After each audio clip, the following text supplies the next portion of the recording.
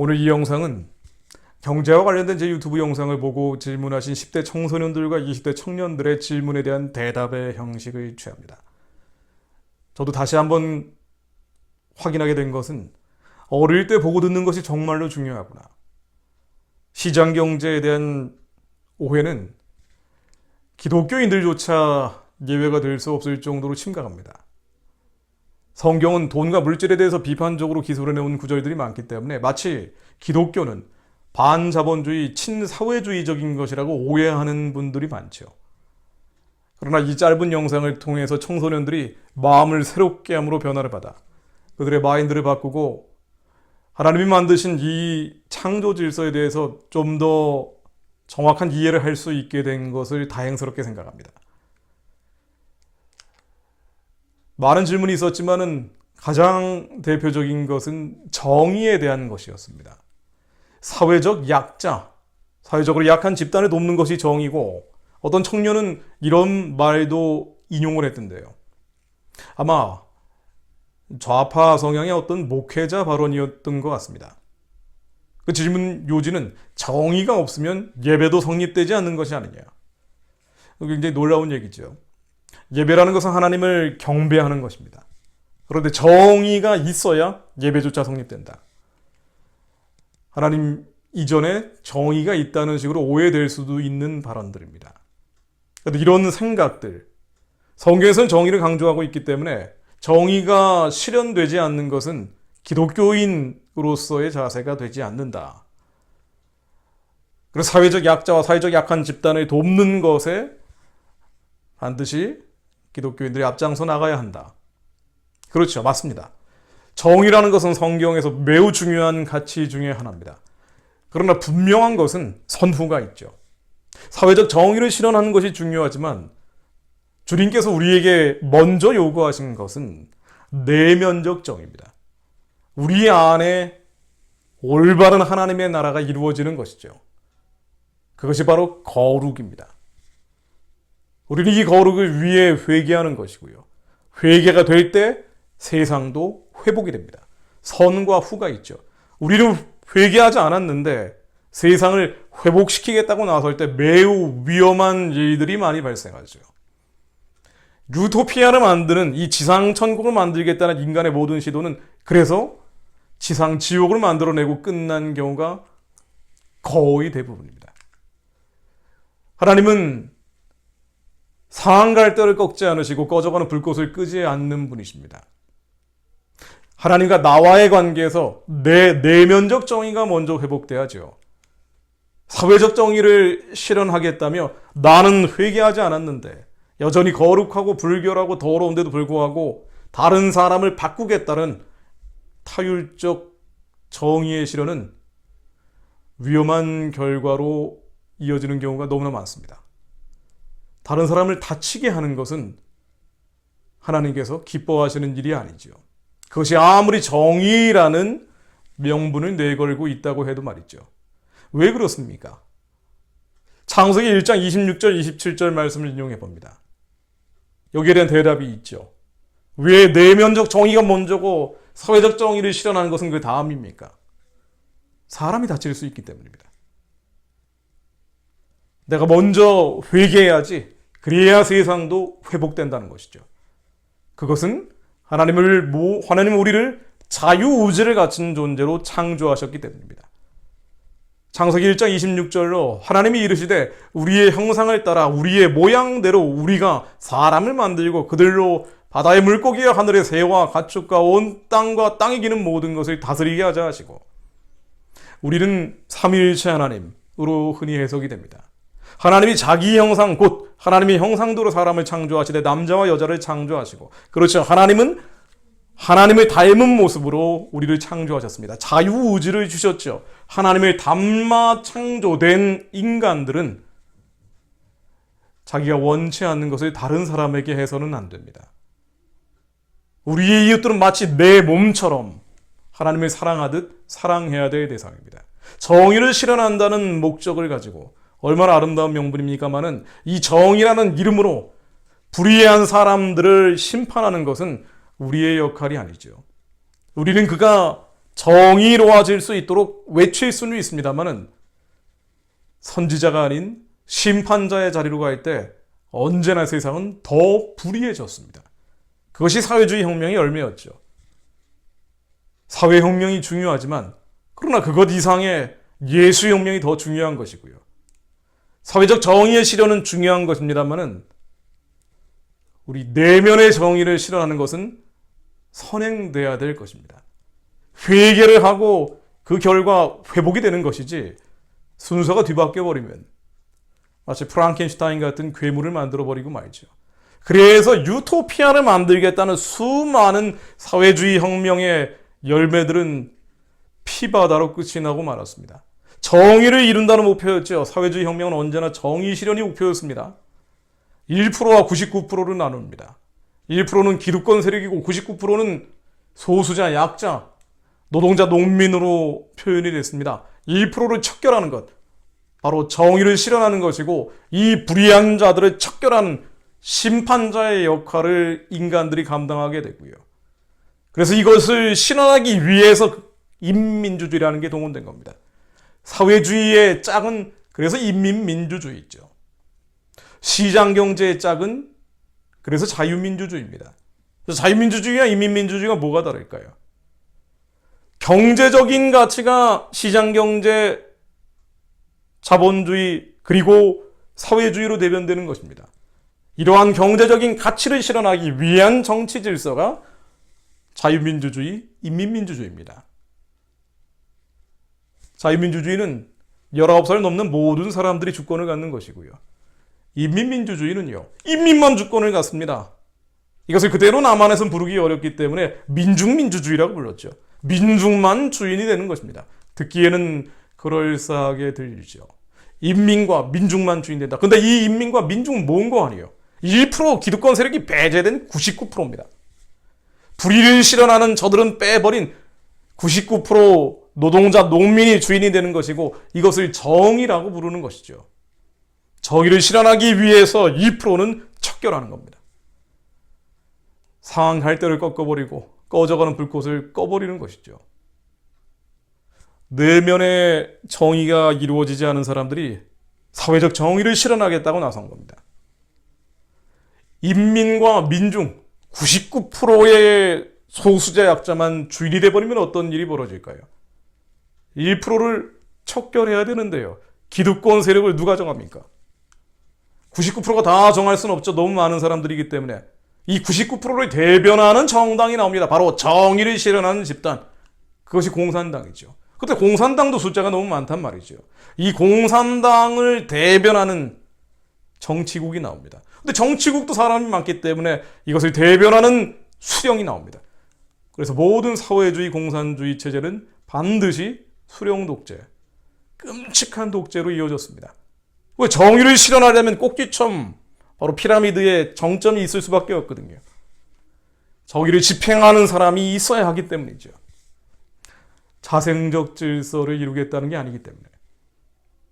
1%와 99%를 나누고 1%를 배제하는 것이 99%를 위한 정의라고 사람들은 착각을 많이 합니다만은 이 사회주의적인 가치를 이루기 위한 민중민주주의, 인민민주주의, 즉 자유민주주의가 아닌 민주주의는 결국 대량 학살국으로 끝이 나고 말았습니다.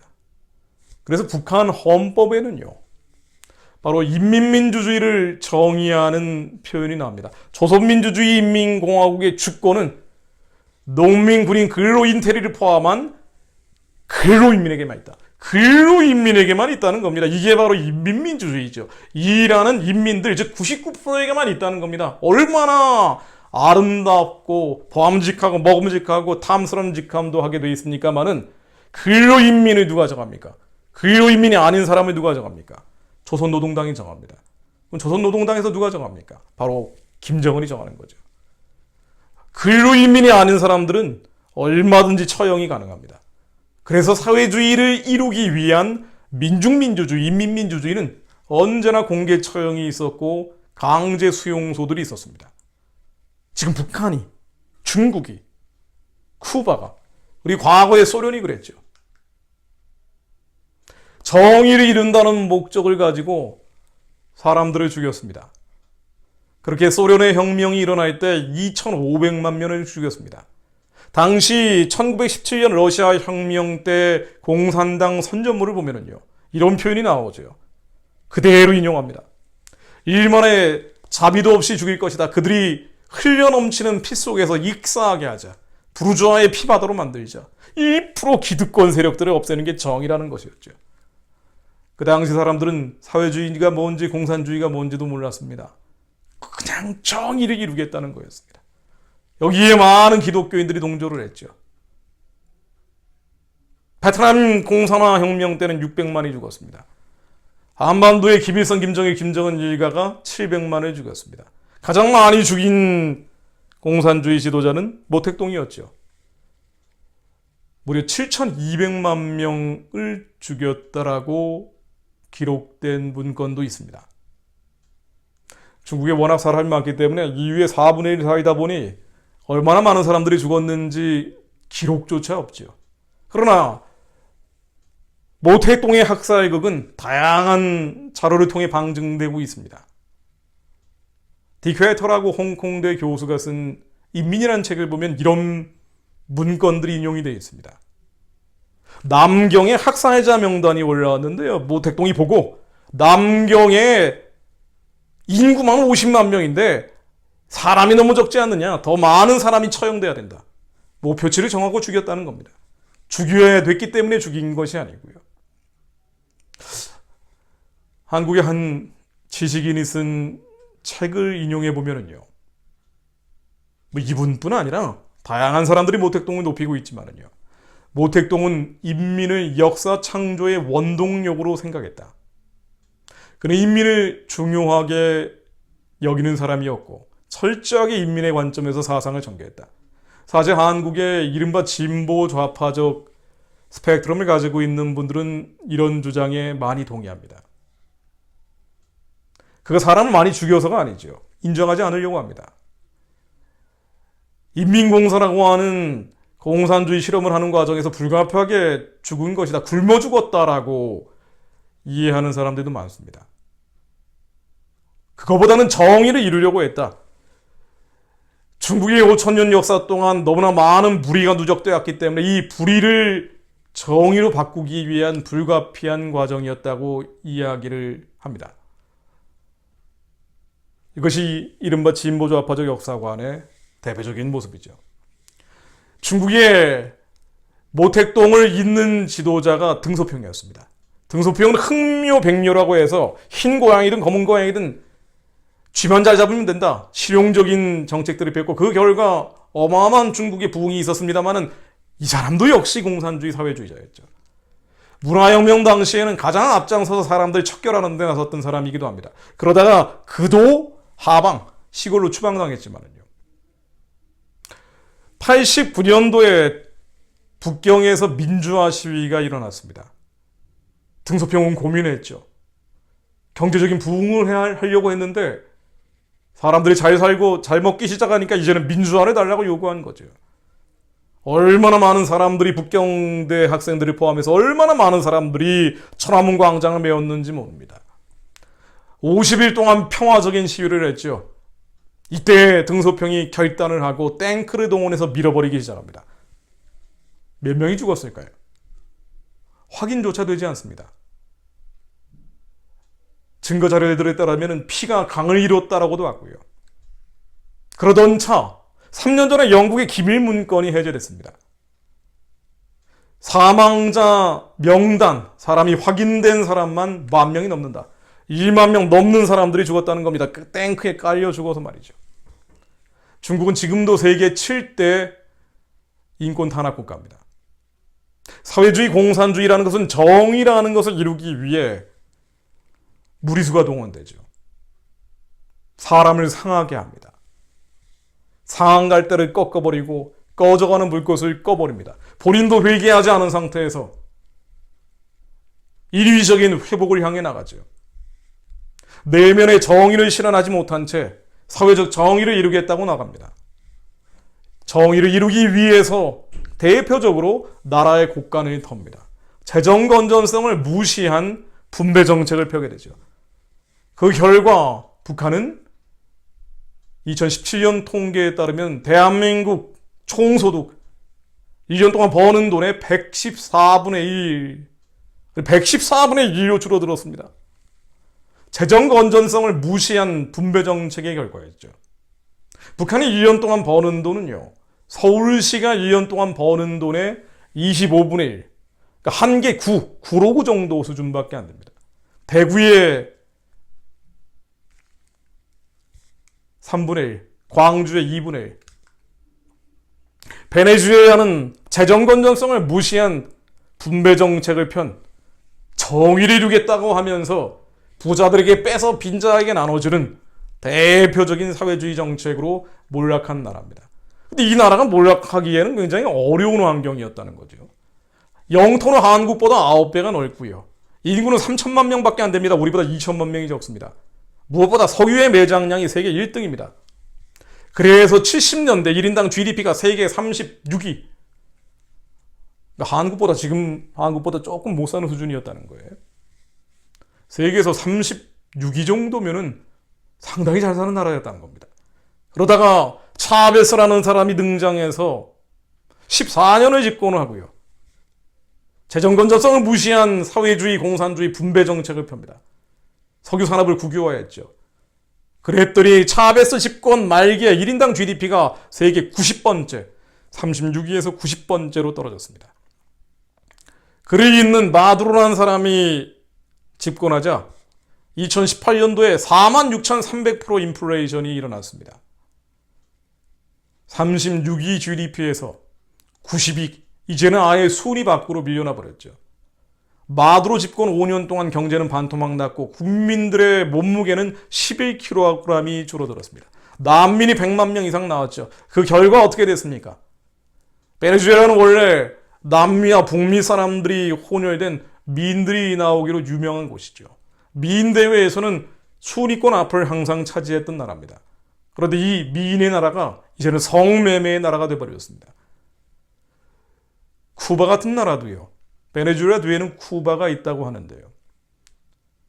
10대 청소년 매매 매춘율이 가장 높은 곳이 바로 쿠바입니다. 사회주의는 정의를 실현하겠다고 하지만은 재정 건전성을 무시한 분배 정책을 무리하게 펴다 내면적 공의가 이루어지지 않은데 사회적 공의를 이루겠다라는 이 인본주의적인 선지자적 외침을 하는데 인간은 머물러야 하는데 심판자적 권위를 가지려고 하는 교만의 결과가 결국은 가난을 부르죠. 그래서 어떻게 됩니까? 고생하는 건 여자와 아이들입니다. 성매매를 가장 많이 하는 곳이 사회주의 체제입니다. 북한에서 도저히 못 살겠다고 하는 사람들이 중국에 몰려나와 몸을 팝니다. 과거에 소련이 무너졌을 때 여성들이 성매매에 몰렸습니다. 나라가 어려워지면 고생하는 건 여자와 아이들이죠. 한국이 이 길을 걷지 않게 되기를 우리는 기도해야 합니다.